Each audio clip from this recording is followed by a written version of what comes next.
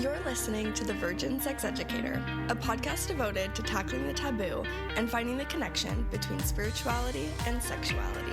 To submit your anonymous questions, click the link in my Instagram bio.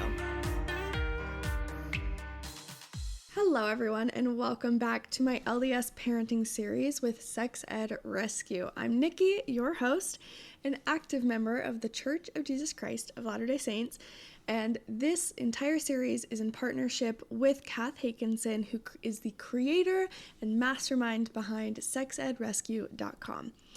I have been asked to create LDS-specific episodes that explore many of the important topics that Kath covers on her website, and today's topic is the law of chastity. This is one of my absolute favorite lessons to teach, which really just goes to show how much I love my career and this job and this field, because I'm pretty sure that's a sentence that has never been uttered by anyone in any sort of like church leadership position, you know, whether it be in young women's or young men's leaders or, you know, the bishopric, where they're going, I am pumped to teach a lesson on the law of chastity. Like, the kids are just going to take this so well. No, normally this particular topic causes a lot of anxiety for a lot of people within the church, which is why I felt that it was so important to have this conversation, and specifically to help parents learn how to teach it to their children in a way that is reflective of their values. As I went over in my last episode, we are going to really be building upon the concept that I talked about last time, which is understanding the value of a healthy, intimate relationship, because that is going to be really the foundation for the law of chastity. That is how we are going to want to teach it to our children, is we want them to have healthy, intimate relationships in their life. And this law that has been given is the way to do that. It's a way to teach them why it's important and show them how to do it, and it's a really great guideline for them, but we want to do it in a way that is very empowering and teaches them that they are choosers, that they have agency, this incredible gift, and that they get to decide what they're going to do with that in relation to their sexuality. Now, when I normally teach a lesson about the law of chastity, I will start off by saying that this is probably going to be taught in a way that you have not heard before. That is different than how we normally teach it, because how I was always taught and how I have only ever experienced the lessons on the law of chastity is really, it's just the law of abstinence. And that is so unfortunate. I find that deeply heartbreaking, because that's like teaching someone that living healthy and, you know, eating healthy is just the absence of sugar. I don't think any of us would say that that's true at all. And also that really villainizes sugar in like a really unhealthy way. You know, when we put it in that framework, it's like, okay, wait, well, I would never teach that a healthy lifestyle is just not having sugar in your life, because wait, sugar's not even the problem. That's not a problem at all, right? When we put it in that context, then we tend to see things more clearly, but we so often do that when it comes to the law of chastity. We just teach it as, oh, well, if you just don't have sex, then boom, there you go. You did it. You're completing the law of chastity.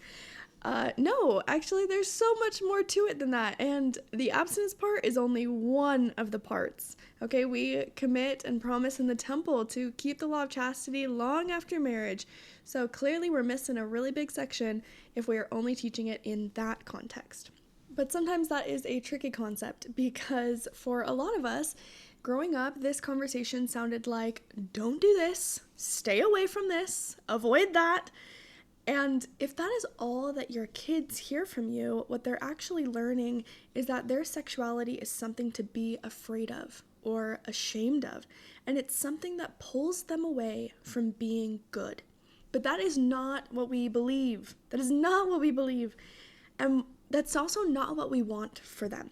Because the goal is not to just keep our kids from avoiding something. The goal is to help them learn how to create something. And that something is a healthy, intimate relationship. I'm going to nail this into the ground. I'm going to beat it like a dead horse, okay? This is what we are going for here. Healthy, intimate relationships. Now, if you listen to the last episode where we talk about values, how commandments are not just rules, they're a reflection of what God values. And then when we live them, we are choosing to value that too. So we're building on that today. Because the law of chastity, it's not just about behavior. It's about what we're trying to create in our relationships that is reflected by our behavior. And when we actually break that down, the law of chastity is teaching us a lot of different values. Just to name a few, it's teaching us commitment, self-control, respect, trust, and loyalty. So instead of saying, don't have sex before marriage, what we're actually teaching is this is how to build something meaningful. This is how you protect connection. This is how you become someone who can create a strong relationship. And part of the reason that this matters so much is because sexuality doesn't just involve you. Sexual intimacy involves someone else. In her book, The Talk, Dr. Sharon Maxwell discusses the root word in the Bible when it's talking about Adam knew Eve, and the root word being tadat. And that in the scripture, it's talking about knowing someone intimately, because intimacy is about being known and also about knowing someone else. A really great way that she teaches this is before you know someone else, before you can, you have to know you. You have to know who you are. You need to know your own values, your boundaries, your emotions, your desires, and all of that takes time. So waiting isn't about, well, this is bad or this is wrong. It's really about being ready, understanding who you are, and being able to show up in a relationship with clarity and intention, because our choices don't just impact us, they impact someone else too. We want our kids to understand both sides of that their choices will have an impact on themselves, and they will also have an impact on somebody else. So we want them to know themselves first. We want them to know what they want and what kind of life and connection they're looking for in all of their relationships, in friendships, not just sexual, but what kind of person do they want to be and how do they want to connect with others? And in order for them to really reflect on that and to make choices, you need them to understand that they need to think about those things. They need to understand who they are. And that's why it takes this time. That's why we're saying, we're not going to rush into this, and we don't want you to, because you need this time to discover who you are, what you are okay with, what you want. And then when you know that, you're able to then express that to someone else, and you're also able to be better positioned to listen to someone else when they have done that as well. When they tell you what they want, you're able to be more collaborative, but also still fully be yourself, bringing you to the table, not just a version of you that you think they'll like, but you with integrity intact. You are coming with your values, and you're now going to be able to find someone that also has the same values that you have and have grown and have practiced. That's what we want our children to do. That's how we want to frame this. I want to give an analogy that I believe explains this really well. I was having a dream once, and I was like, how do I explain how to channel these feelings and that we don't want to be afraid of it? And I thought about Elsa from Frozen. She has this power. She's born with it. It's strong, it's real, and it's a part of who she is. But what happens? Everyone around her is afraid of it, and she is told to hide it, to suppress it, and to not feel it. And what does that do to her? It isolates her. It disconnects her from the people that she loves. It creates fear, and it creates shame, and it actually makes the power harder to manage, not easier for her. And I think sometimes we do that exact same thing with our sexuality. We treat it like Elsa does, where don't feel that, don't think that, that's wrong, that's bad. And we unintentionally make our kids afraid of this beautiful thing, this incredible power that they have, instead of teaching that this is something meaningful and you are going to learn how to handle it. And I, as your parent, am here to help you. We don't want our kids to fear their sexuality. We want them to understand it. We want them to be able to use it in a way that creates connection and does not hide them from it. Another way to think about this is through something like health. There's lots of analogies that are commonly made when you're talking about sexuality that relate back to food or healthy eating or healthy living, because those both involve energy, and we need food to live, and our sexuality, we need it to really connect with others as well. So they are both in a very similar framework. And I find it extremely helpful, and so do other people in the field, putting it into eating and, health terms. So when we teach healthy eating, we don't say that sugar is evil, never have it again, as I've mentioned previously. That is not how people actually become healthy. Instead, we teach balance, awareness, and long-term well-being. We help them understand how their choices affect their body, their energy, and their life. Sexuality is the same thing. The law of chastity is not about the absence of something, although we very unfortunately only seem to focus on that. We need to better teach that it is about using something powerful in a way that leads us to a better outcome. Because when you only teach restriction, kids either rebel or they comply without understanding. And when you teach why it matters, they will begin to choose it for themselves. And that's what we want. That is what all of this is all about. The whole plan was to give us choice. So we need to be enabling that in our homes with our children. This is where we're going to get practical, because your kids are going to have experiences, and a lot of parents are always asking, like, what do I say in those moments? So I'm going to walk you through a few examples. If you have a younger child, maybe under 8 years old, and they're curious about their body, or they touch themselves, or they ask a question, instead of reacting with panic, because remember, these are natural and normal things. Please go look at the resources that Kath has. It's going to take you through like what to expect at each age and how to have these conversations. But the overarching message is these are normal behaviors. In fact, they are a sign of developmental milestones. These are important things. So you don't want to panic when these things occur, because they are natural and normal, and you want your child to be able to read that for them to know that this is normal, and that also that mom and dad are a safe place to ask these questions and to bring my curiosity, that this isn't scary for mom and dad, because it can be scary for them. These can be brand new feelings. These can be brand new experiences. These can be things that are very confusing. And if they come to us and we have anxiety that they're then easily going to be able to read, well, then they're not going to feel like it's this safe place that they can go to, because they can't handle mom and dad's anxiety plus their own.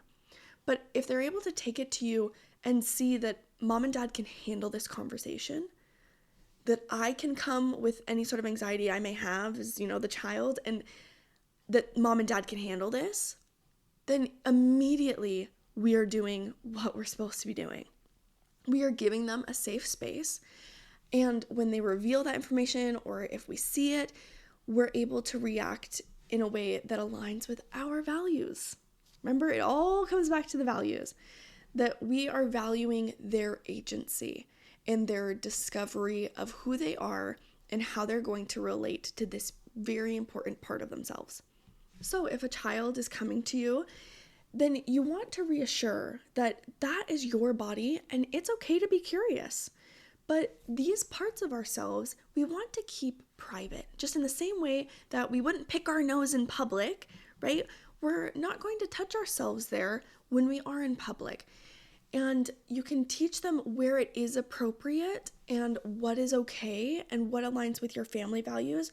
And you can do it very much in a framework that isn't saying like, this is bad, which is why we don't do it, but rather, this is something that we want to keep with us. And this is something that is important. And this has power, and especially understanding the different developmental stages of children and at what stages things, something as curious as like touching themselves is not always connecting to something sexual. And understanding that is really important and can ease a lot of anxiety for parents. So I do highly recommend going and seeing Cath's guides on those, as well as Dr. Jennifer Finlayson-Fife. She has some amazing resources as well. But overall, we're teaching that their body is good, curiosity is normal, and there are boundaries. It's not a shameful thing. We are guiding them. If your child is a little bit older, maybe let's say, under 12 years old, and they start noticing new feelings, or they start asking about sex more, and they've seen something, then you might say, your body is growing and changing, and that is normal to have new feelings. This is a part of growing up, and learning how to handle those things in a way that respects both yourself and other people is what we really want for you. So then you can give them a tool. When you feel something, you can notice it, name it, and then choose what you're going to do based on who you want to be. So those are the 3 steps that can be so helpful. Notice, name, choose. This gives them a plan. So they can you can do that with them, and you can model that with them in the younger ages, but then you allow them to do it on their own, where they can notice something. Oh, I feel this certain way, or I'm curious about this. They can name that, and then they can start to make choices about what they're going to do. This gives them direction, and that's what we're here for. Now, if you have a teen under 15 and they start to date, or they start feeling stronger attraction, you can start shifting into questions that are saying, what kind of relationship do you want someday? And really giving them time to answer or time to reflect.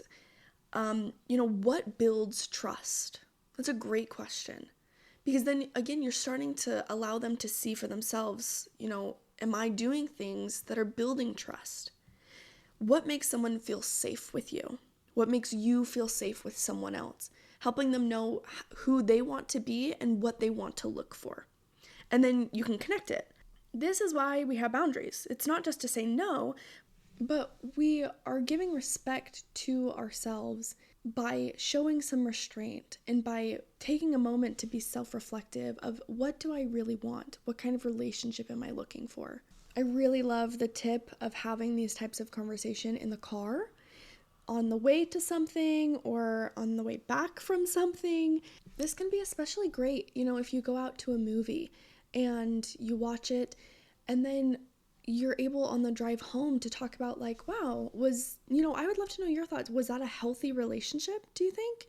Or what about that relationship, was healthy? What did that teach us? What was realistic? What wasn't when it comes to the reality of healthy, intimate relationships? Starting to connect it to the things in their world. That's where you're wanting to find those connections. And I love, there's a book called For Goodness Sex, and in it the author talks about how it is always better to have 100 one-minute conversations rather than one 100-minute conversation. You just want this to be an open dialogue that's always occurring. And when you are comfortable with this topic, again, when your kids are able to see that this is not something that makes mom or dad nervous, that this is just a part of the regular everyday, that it is just as normal as anything else, and this is acceptable as a topic to be discussed, then you're able to really weave in your teaching of what these values actually look like, and be able to discuss, when we see them in other places and when we don't, how they show up within the gospel and in the world. It allows for a more open conversation. We want to bring light to this topic. We don't want to keep it in the dark closet, the attic, the basement. No, we want it to be out in the open with everything else. moving forward, when we're talking to teens that are 16 and up, we really want to be moving in the direction of ownership. Ownership of their values and their ability to make choices. So that conversation can look like, look, you're going to have some strong feelings. That is part of being human. The question isn't whether you're going to, like you will, you absolutely will. The question is, what are you going to do with them? Every decision that you make is building the kind of relationship that you'll have someday. So in your friendships, what kind of relationship do you have there? Is this a friendship and a choice that builds trust? Does it build respect for yourself and others? And does it align with what you actually want? When you put it in frameworks of friendship and then you're able to just take it one step further of how that can translate into an intimate sexual relationship, it's still going to be the same questions. Does this choice build trust? Does it build respect for yourself and others? And is it what you actually want? And friendships, especially for teenagers, is a great place to see that. Are the people that you're friends with, do they make you happy? Do they bring you light and life?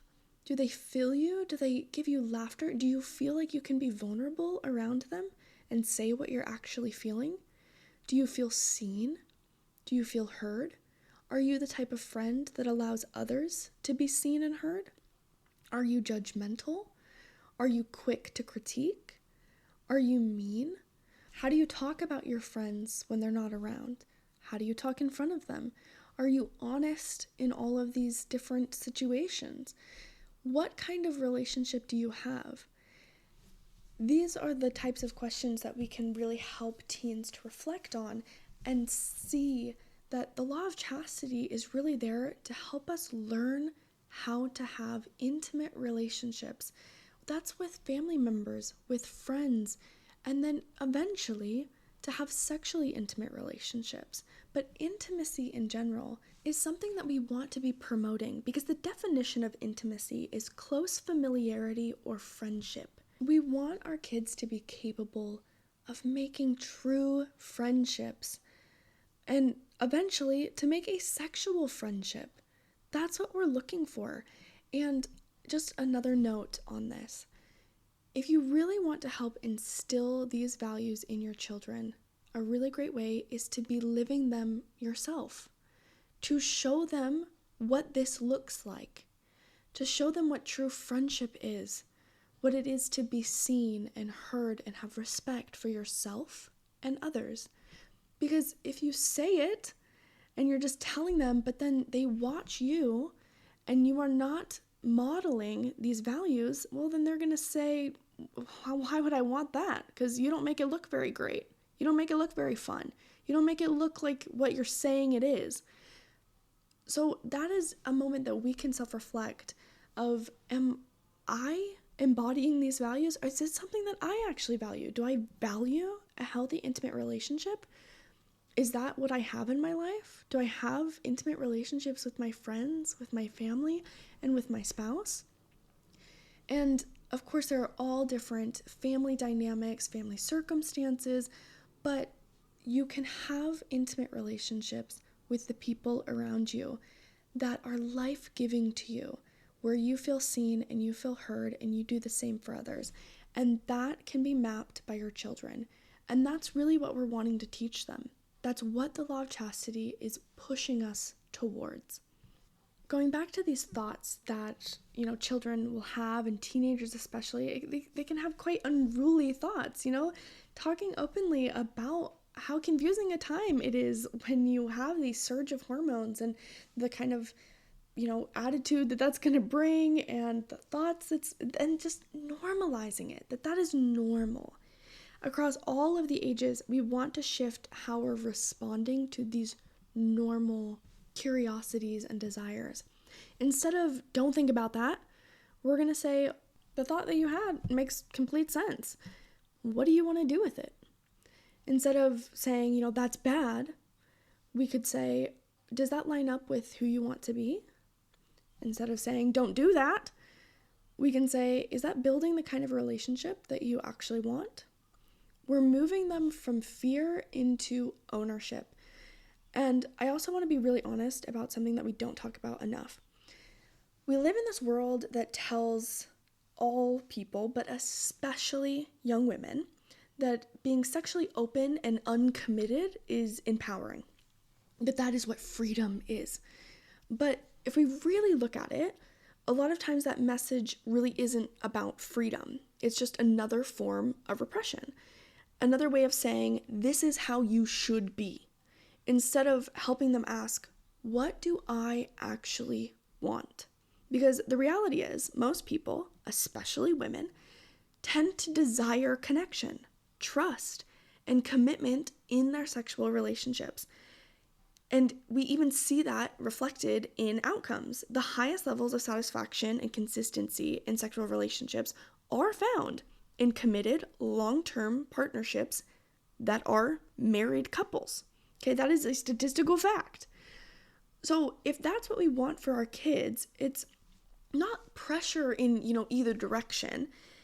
This pressure to be perfect out of fear, or this pressure to be free in a way that disconnects them from themselves.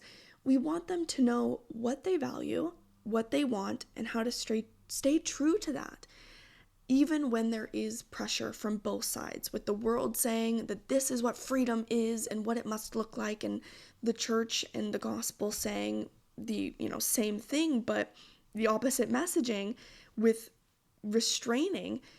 We want our children to be able to navigate that and not feel pressure from either side, but rather stand on their own 2 feet and choose what they want and the life and connection that they want to build with others, especially when it comes to a sexual relationship.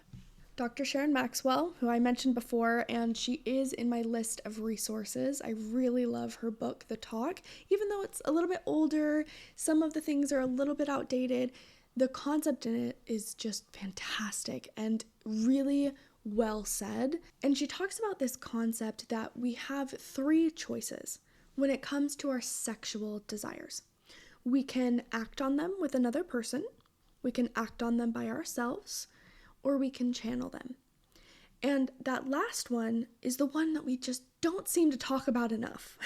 We love to say that we can't do the other 2, that you shouldn't and you can't have sex or masturbate or anything like that. We really put these strict, hard lines there.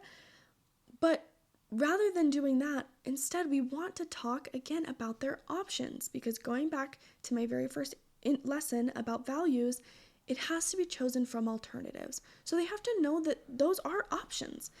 And when we're giving them the options and really helping them understand what choice they have to make, it gives them a lot more confidence when they do make it.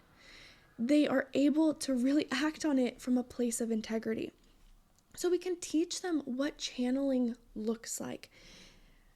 Channeling means taking that energy and directing it somewhere else. Because that energy, it's not just sexual. In the same way that we have energy that drives us towards hunger, we can call hunger an energy.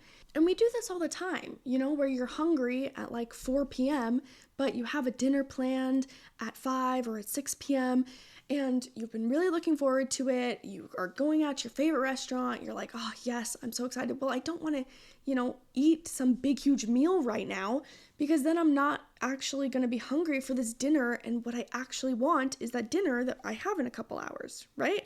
So what do we do with this energy that we have that says, I'm hungry? Well, we have to then make a choice.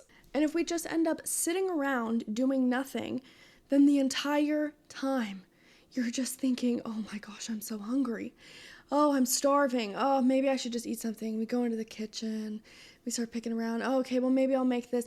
Rather than, okay, I'm hungry. I'm hungry, but I'm waiting. I'm waiting because I want what I'm having for dinner tonight.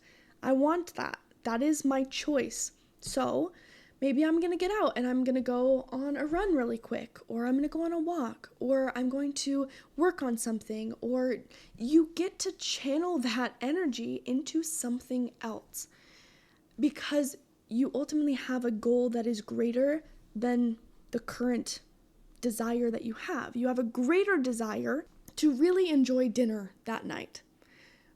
And you don't want to get in your own way. And we can really teach that similarly with sexual energy. At its core, it really is this power of creation that we have, this power to create something. So a great way to channel that is into something creative.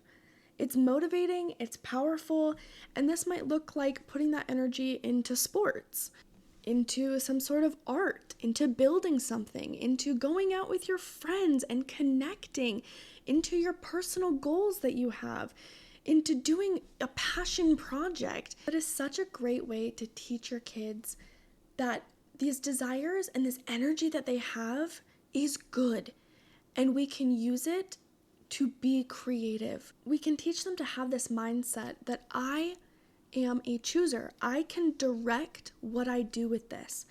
And that is self-mastery. That is a skill that will help them every single day of their lives. And we want them to develop that into adulthood. We don't want to just teach them, suppression. We can teach them restraint, but coming from a place of strength. It's about learning to choose, not to just react. When we help our kids pursue their desires in healthy ways, not just sexual ones, but their just general desires, we're teaching them something bigger than the law of chastity. We're teaching them how to work towards something, how to handle discomfort, and how to stay aligned with what matters most to them. Because real intimacy is not built on impulse. That is something that we want to teach them. It's built on trust, patience, emotional safety, and intentional choice. And that goes for all types of intimacy. All of those things need to be learned long before marriage. So I want to remind you of this. Sexual thoughts and feelings are normal and they're healthy. They are not the problem or a problem at all. The goal is learning how to handle them in a way that creates something good. Because there is no such thing as a value-free decision. Your kids are always choosing something. We just want to help them choose intentionally. And I'll say this one more time because it matters that much. Your tone with how you teach this will matter way more than any words that you say. If your kids feel your fear, they will hide. They will feel shame and they will disconnect. But if they feel safe, if they feel like you're not afraid to have this conversation, they will come to you. And that is what changes everything. So when we teach the law of chastity, it's not just about teaching boundaries. We instead need to be teaching our kids how to build trust, how to respect themselves, and how to create connection, and how these things connect to this law. That this is really what the law is all about. It's not about restriction. It's about direction. It's about helping them create something that is meaningful. And it all starts with how we teach it. So I hope that this helped give you at least a little bit of direction today of maybe a more healthy way to teach the law of chastity. Because again, we are not just teaching the law of abstinence. That is not helping us as people. I can say that with full confidence as someone who works primarily with adults in this church. I specialize in sexual dysfunction. And a lot of the adults that I work with have dysfunction because of the way that they were originally taught the law of chastity and how they weren't taught how to connect to this beautiful, incredible part of themselves and to see it as God-given. Thank you all again so much for joining me today. Make sure to tune in next week as we tackle more of the taboo. And also, big, huge thank you to Kath Hakinson at sexedrescue.com, who is giving me this opportunity to make these episodes. So make sure to go check out all of her stuff.